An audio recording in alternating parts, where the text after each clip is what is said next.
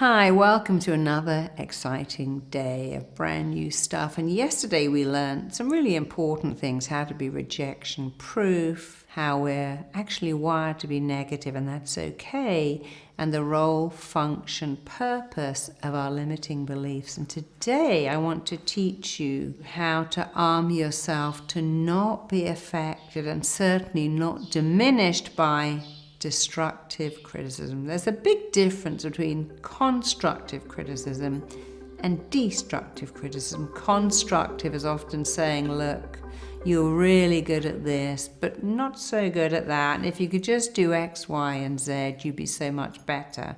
And that criticism is designed to make you better. Destructive criticism is designed to make you wither, to make you feel bad about yourself, but you can choose whether to allow yourself to feel bad or not. I do a lot of work on radio stations talking to audience, and the host will always say, Marissa, can you give the audience something, a little handy hint, a little takeaway that will make them better? I go, yeah, here it is. Don't let in destructive criticism. Learn to not let it in. Your ability to block it out, to not let it in, will change your entire life. Because here's the truth: you can't change critics. You might if you work really hard, but they're everywhere. With social media, there are more than ever, and some people have an agenda to make you feel bad. So if this was a seesaw, a little seesaw, and here's you, and here's a critical person. See, the critical person doesn't see the equality. They think, you're a little bit above me, you got a better job, you speak better, you got nicer clothes, you're richer, you're thinner, blah, blah, blah. In their mind, you are slightly elevated. And when this person thinks you're a little higher, there's only two things they can ever do: diminish you or elevate themselves. Diminish you by saying, well, no one in my family is divorced. We all went to private school. I've got a bigger house than you, blah, blah, blah. So they can elevate themselves by bragging, or they can diminish you by putting you down. And what the critic wants to happen is not the equality. They want to be slightly elevated. They want you to feel bad about yourself. But here's the deal: you can only feel bad about yourself if you agree with them. If someone said, I don't like you because your skin is purple, you'd laugh at them because they were crazy. But we let in stuff that is someone else's opinion. In a sea of opinions, when we have a choice to say, I'm sorry you feel like that, I happen not to agree with you, or, this is not about me, this is about you. People who destructively criticize don't like themselves. One of the best things you can do for yourself is remember, this is not about you. So if you sit at the airport with someone going, look at that person, they're so fat, why have they got that tight belt on? Look at that person, I'd never go out like that. And look at that person with those kids screaming and running riot, they have no control. That person doesn't like themselves. Benevolent people praise, and people who feel inferior criticize. They may act like they don't feel inferior at all, but it is true. People who feel inferior need other people to feel inferior too, and then they feel equal.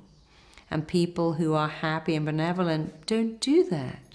So if you happen to work with someone, live with someone, spend time with someone who is very critical, including being critical about you, take a breath and say to yourself, oh, this is not about me.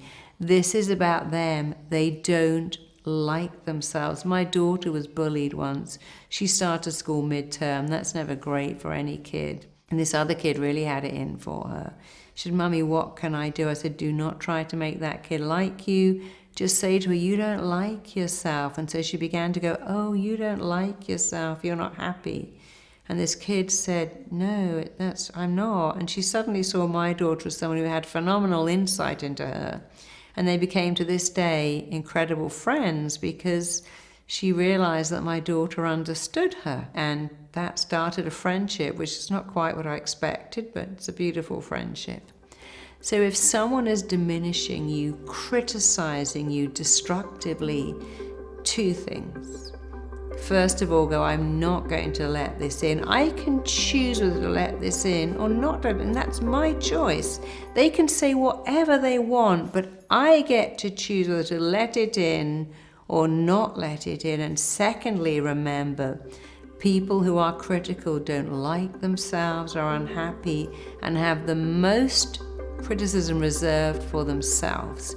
It's not about you. Saying it's not about me, it's about them, and I get to choose whether to let this in or let it go right over my head is my choice. And then you make better choices, and then you can't be wounded by destructive criticism. We're fragile people. We're also incredibly resilient. There's a contradiction. We're resilient, but we're also fragile. And the thing that damages the most is destructive criticism that we allow in when we don't have to.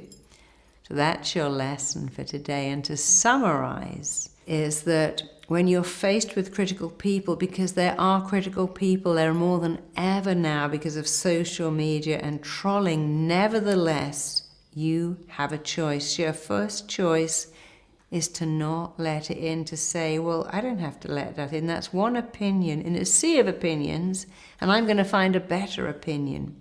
The second choice is to understand that your opinion matters more. The most important opinion for you is your opinion. The most important words are your words. If someone destructively criticizes you, replace that with something better. If they say you suck at public speaking, you just say, actually, I'm really good at public speaking. I'm warm, I'm funny, and I love doing it, and people like me. And thirdly, and this is super important to remember, critical people always have the most criticism reserved for themselves. They are dissatisfied, not with you, but with themselves, and they express that outwards. It's not about you. You don't have to let it in. And as long as you remember those three things and put them into action, you'll succeed at being immune to and not damaged by destructive criticism. So let's do our exercise for today. We've all had someone say something mean.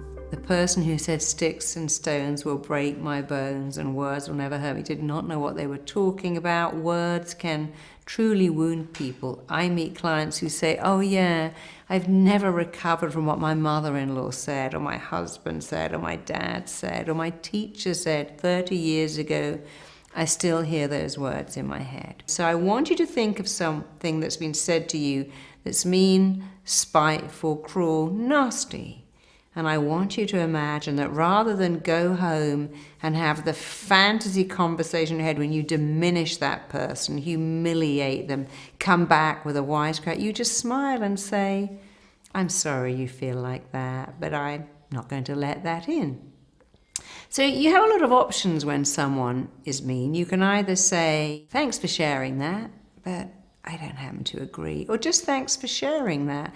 I was driving in the car with my husband and my husband's grown-up son, and my husband's grown-up son started to say to him, you always take the wrong turning, you never look at the route, you never leave enough time, you've ruined the evening, we're going to be late. And my husband just said, thanks for sharing that. And I thought, this is so cool because I taught him that and he's doing it. And his son carried on and he went, yeah, thanks for sharing that, Steph. Thanks for sharing that. And it just went away. It just dissipated because it's like playing tennis with someone. If one person doesn't volley back, the game is over. The second thing when someone is particularly mean is to say, could you repeat that a little more slowly, please? They know that you're going to come after them and challenge them. They usually go, oh, just me and my big mouth. Just ignore me, you know. I'm just having a bad day. And when they do that, don't go after them and go, no, I want you to say what you said again to my face. If they backed out from having a bad day, forget it. It doesn't matter. Act with grace and let it go. Acting with grace is a wonderful tool when you can say, I always conducted myself really well. You don't want to lose it. But sometimes we will come back and go, yeah, I just said that when you spoke on stage, oh my God, you were so wooden, it was an insult to wood. And then you say, oh, are you trying to make me feel bad? Amazing. They'll go, no, me? Of course not. I wanted you to understand you're not very good at speaking. You need to rehearse a lot more, or stand still, or get some coaching, or learn how to speak better, because you really stank up the place. And I'm trying to help you by telling you that. It doesn't feel like that, but sometimes people criticize you thinking, they go, oh my God, you're so fat. Look at the state of it. You'll run home, go on a diet and get better. When they say you should never wear trousers with your butt, they're not actually trying to hurt your feelings. They're trying to stop you wearing clothes that they think you shouldn't wear.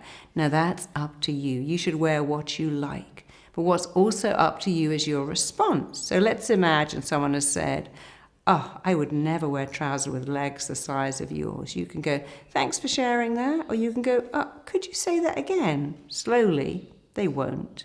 And if they do, you go, oh, do you want me to feel really bad about myself? They usually go, no, I want you to stop coming out in those trousers, because I don't think you've got a mirror in your house. And if you had, you wouldn't wear them.